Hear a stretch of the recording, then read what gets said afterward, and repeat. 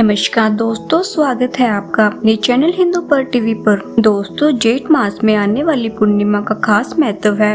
इस दिन स्नान दान आदि करने से पुण्य फलों की प्राप्ति होती है।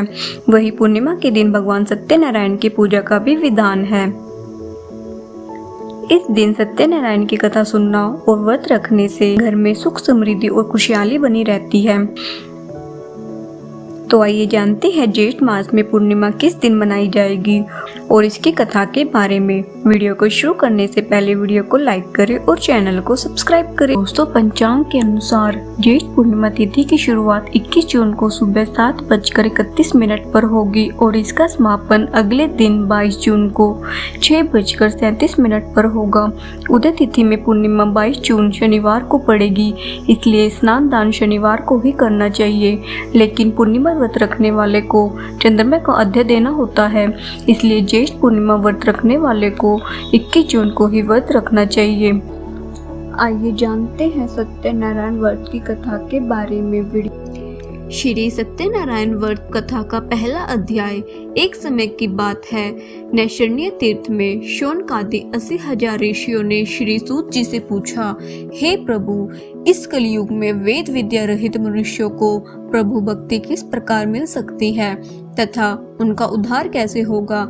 हे मुनि श्रेष्ठ, कोई ऐसा सब बताइए जिससे थोड़े समय में पुण्य मिले और मनवांछित फल भी मिल जाए।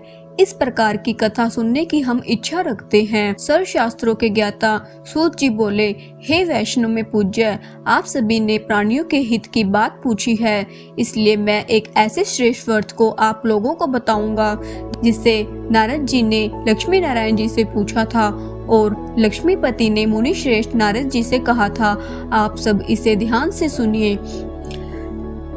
एक समय की बात है, योगी राज नारद जी ने दूसरों के हित की इच्छा के लिए अनेक लोगों में घूमते हुए मृत्यु लोक में आ पहुँचे।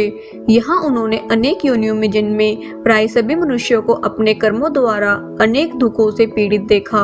उनका दुख देख नारद जी सोचने लगे कि कैसा यत्न किया जाए कि जिससे करने से निश्चित रूप से मानव के दुखों का अंत हो जाए। इसी विचार पर मनन करते हुए वह विष्णु लोक में आ गए। वहां वह देवों के ईश भगवान नारायण की स्तुति करने लगे, जिनके हाथ में शंख, चक्र, गदा और पद्म थे, गले में वरमाला पहने हुए थे। स्तुति करते हुए नारद जी बोले, हे भगवान, आप अत्यंत शक्ति से संपन्न हैं, मन तथा वाणी भी आपको नहीं पा सकती है। आपका आदि मध्य तथा अंत नहीं है। निर्गुण स्वरूप सृष्टि के कारण भक्तों के दुखों को दूर करने वाले आपको मेरा नमस्कार है। नारद जी की स्तुति सुन विष्णु भगवान बोले, हे मुनि श्रेष्ठ, आपके मन में क्या बात है? आप किस काम के लिए पधारे हैं, उसे निसंकोच कहो। इस पर नारद मुनि जी बोले, मृत्यु लोक में अनेक योनियों में जन्मे मनुष्य अपने कर्मों के द्वारा अनेक दुखों से दुखी हो रहे हैं। हे नाथ, आप मुझ पर दया रखते हैं तो बताइए कि वो मनुष्य थोड़े प्रयास से ही अपने दुखों से कैसे छुटकारा पा सकते हैं। श्री हरि बोले, हे नारद, मनुष्यों की भलाई के लिए तुमने बहुत ही अच्छी बात पूछी है, जिसके करने से मनुष्य मोह से छूट जाता है। वह बात मैं कहता हूँ, उसे सुनो। स्वर्ग लोक व मृत्यु लोक दोनों में एक दुर्लभ उत्तम व्रत है जो पुण्य देने वाला है। आज प्रेमवश होकर मैं उससे तुमसे कहता हूँ।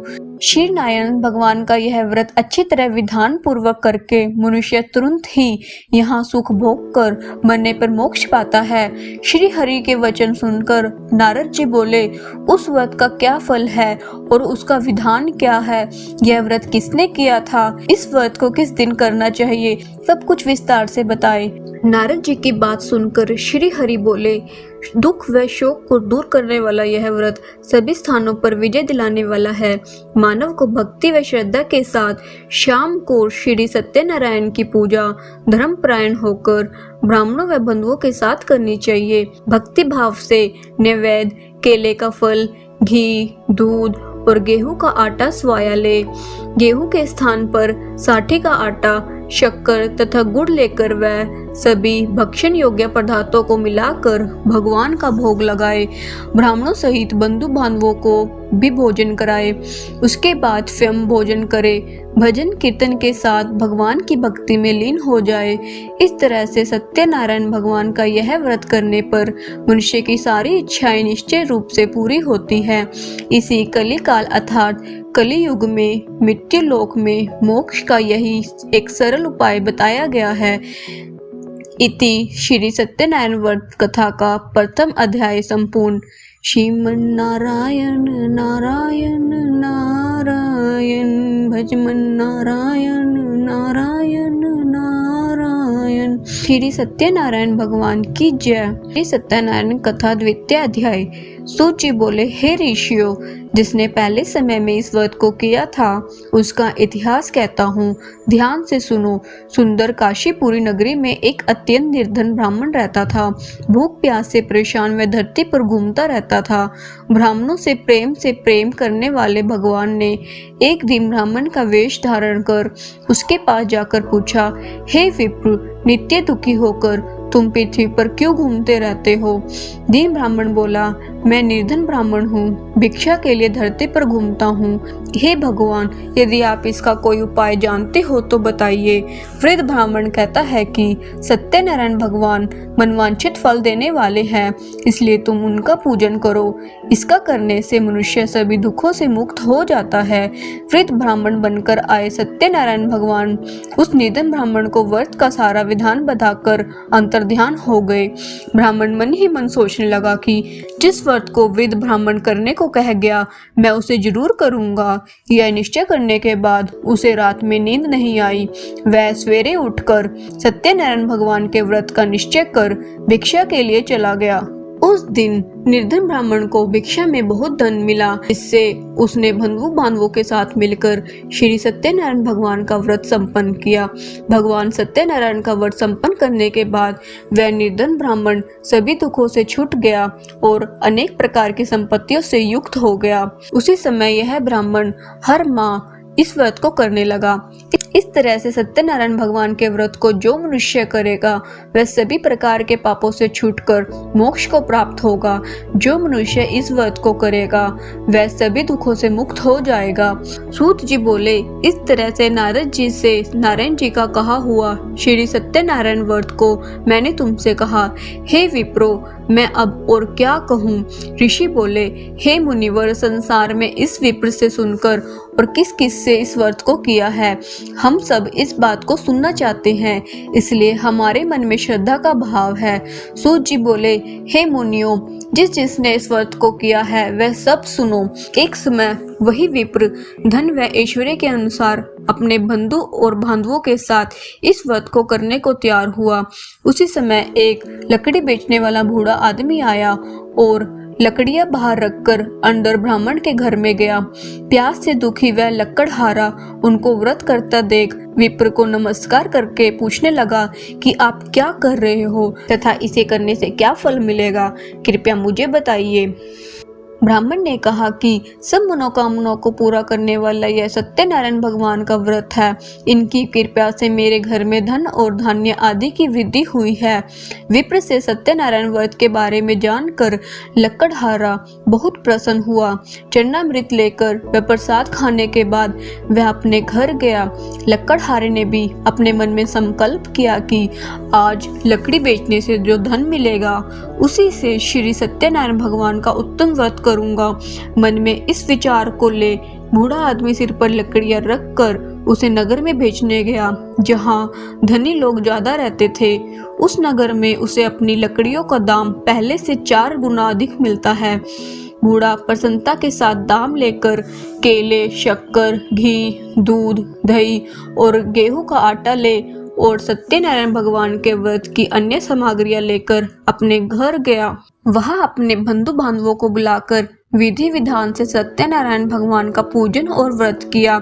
इस व्रत के प्रभाव से वह बूढ़ा लकड़हारा धन पुत्र आदि से युक्त होकर संसार के समस्त सुख भोग अंत काल में बैंकुट धाम चला गया। श्री सत्यनारायण व्रत कथा का द्वितीय अध्याय संपूर्ण। श्रीमन्नारायण नारायण नारायण भजमन नारायण नारायण नारायण।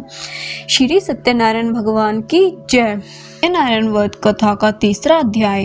सूत जी बोले, हे श्रेष्ठ मुनियों, अब आगे की कथा कहता हूँ। पहले समय में उल्कामुख नाम का एक बुद्धिमान राजा था।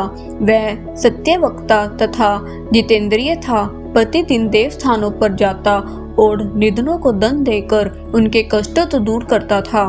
उसकी पत्नी कमल के समान मुख वाली तथा सती साध्वी थी।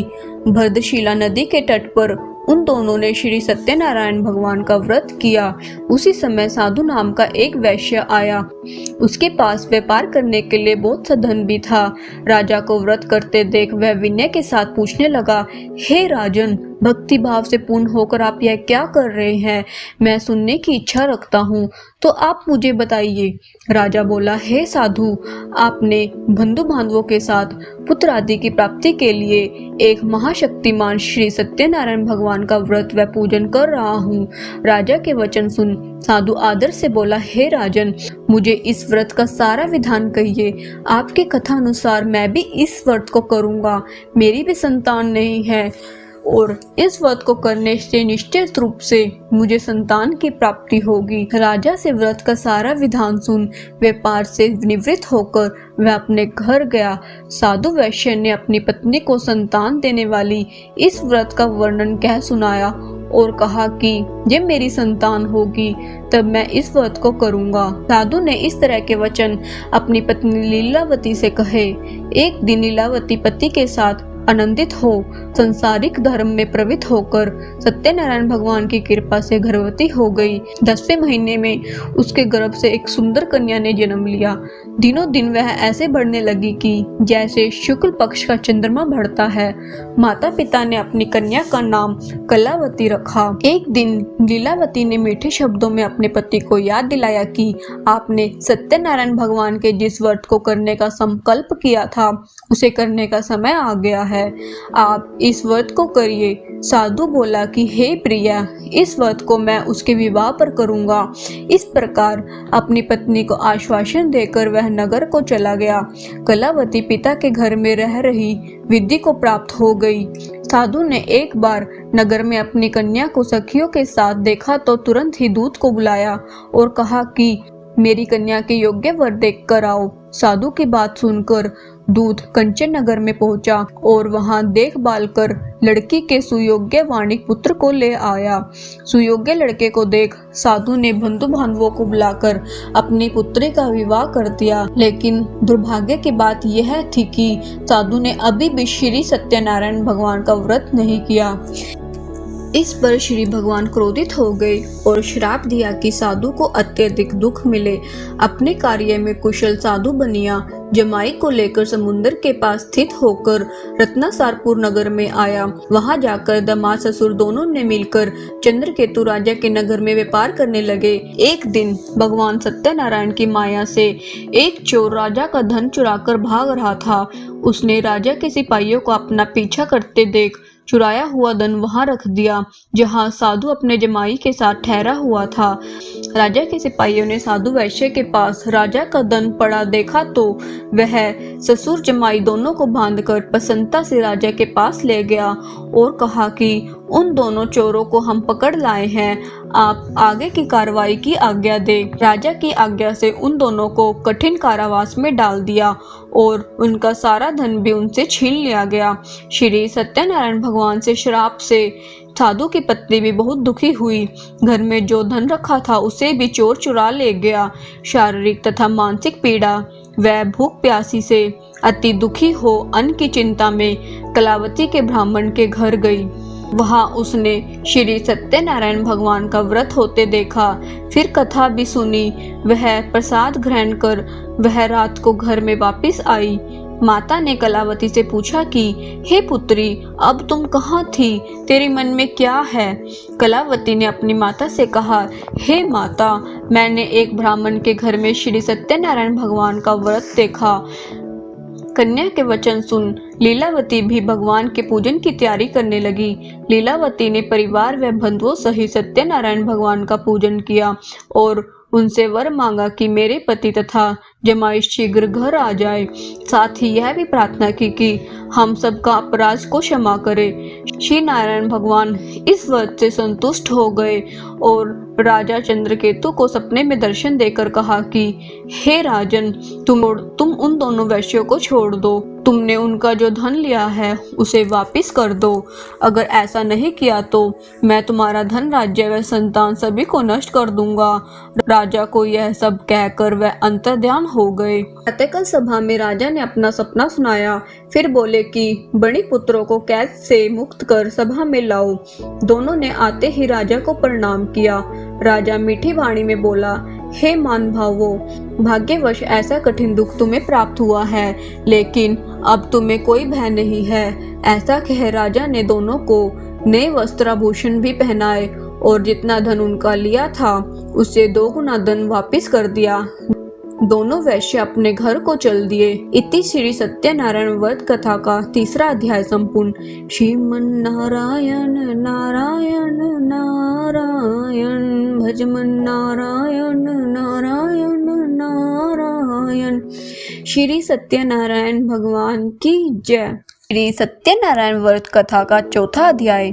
सूत जी बोले, वैश्य ने मंगलाचार कर अपनी यात्रा आरंभ की और अपने नगर की ओर चल दिए। उनकी थोड़ी दूर जाने पर एक दंडी वेशधारी श्री सत्यनारायण ने उनसे पूछा, हे साधु, तेरी नाव में क्या है? अभिवाणी वणिक हंसता हुआ बोला, हे दंडी, आप क्यों पूछते हो? क्या धन लेने की इच्छा है? मेरी नाव में तो बेल व पत्ते भरे हुए हैं। वैश्य के कठोर वचन सुन भगवान बोले, तुम्हारा वचन सत्य हो। दंडी ऐसा वचन कह वहां से दूर चले गए। कुछ देर जाकर समुद्र के किनारे बैठ गए। दंडी के जाने के बाद साधु वैश्य ने नित्य क्रिया के पश्चात नाव को ऊंची उठते देख अचंबा माना और नाव में बेल पत्ते आदि देख वह मूर्छित हो जमीन पर गिर पड़ा। मूर्छा खुलने पर वह अत्यंत शोक में डूब गया। तब उसका दामाद बोला कि आप शोक ना मनाए, यह दंडी का शाप है, इसलिए हमें उनकी शरण में जाना चाहिए, तभी हमारी मनोकामना पूरी होगी। दामाद की बात सुनकर वह दंडी के पास पहुंचा और अत्यंत भक्ति भाव नमस्कार करके बोला, मैंने आपसे जो असत्य वचन कहे थे उनके लिए मुझे क्षमा दे। ऐसे कहकर महान शोकातुर होकर रोने लगा।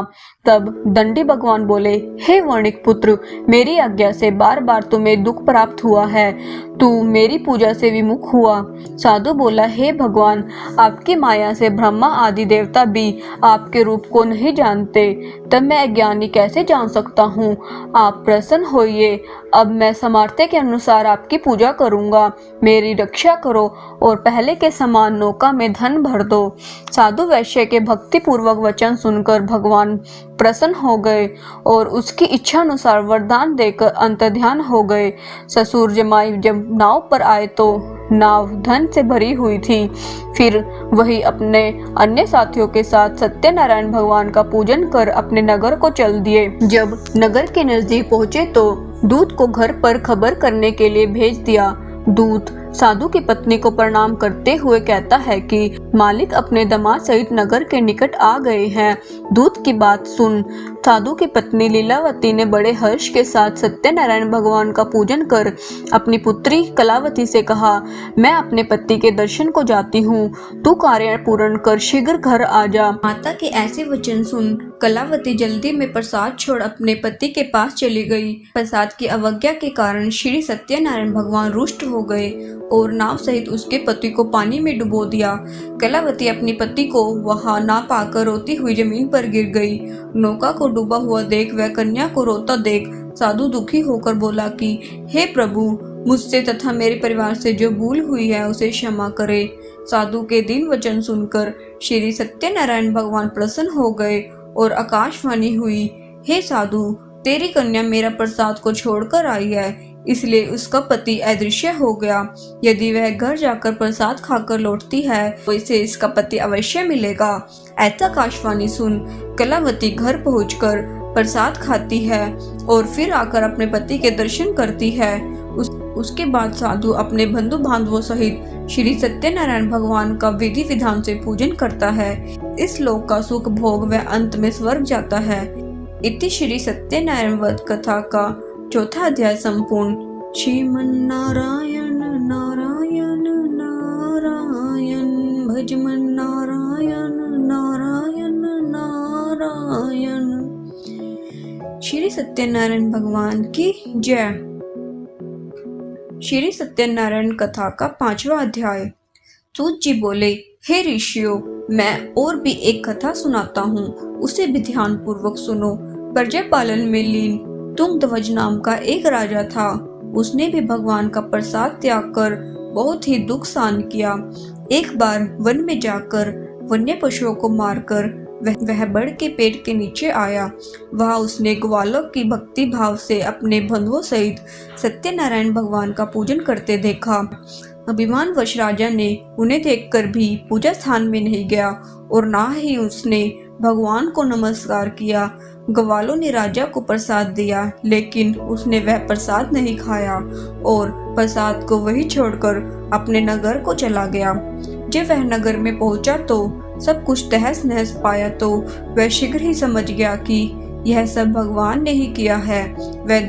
वह दोबारा ग्वालों के पास पहुंचा और विधि पूर्वक पूजा कर प्रसाद खाया तो श्री सत्यनारायण भगवान की कृपा से सब कुछ पहले जैसा हो गया। दीर्घ काल तक सुख भोगने के बाद मरणोपरांत उसे स्वर्गलोक की प्राप्ति हुई। जो मनुष्य परम दुर्लभ इस व्रत को करेगा तो भगवान सत्यनारायण की अनुकंपा उसे धन धान्य की प्राप्ति होगी। निर्धन धनी हो जाता है और भय मुक्त हो जीवन जीता है। संतानहीन मनुष्य को संतान का सुख मिलता है और सारे मनोरथ पूर्ण होने पर मानव अंत काल में बैकुंठ धाम को जाता है। सूत जी बोले, जिन्होंने पहले इस व्रत को किया है, अब उनके दूसरे जन्म की कथा कहता हूँ। विदशतानंद ब्राह्मण ने सुदामा का जन्म लेकर मोक्ष की प्राप्ति की। लक्कड़हारे ने अगले जन्म में निषाद बनकर मोक्ष प्राप्त किया। उल्कामुख नाम का राजा दर्शित होकर बैकुंठ हो गए। साधु नाम के वैश्य ने मोरध्वज बनकर अपने पुत्र को आरे से चीरकर मोक्ष पाया। महाराज तुंगध्वज ने स्वयंभू होकर भगवान में भक्ति युक्त हो कर्म कर मोक्ष पाया। इति श्री सत्यनारायण व्रत कथा का 5वां अध्याय संपूर्ण। श्रीमन्नारायण नारायण नारायण, भजमन नारायण नारायण नारायण। श्री सत्यनारायण भगवान की जय।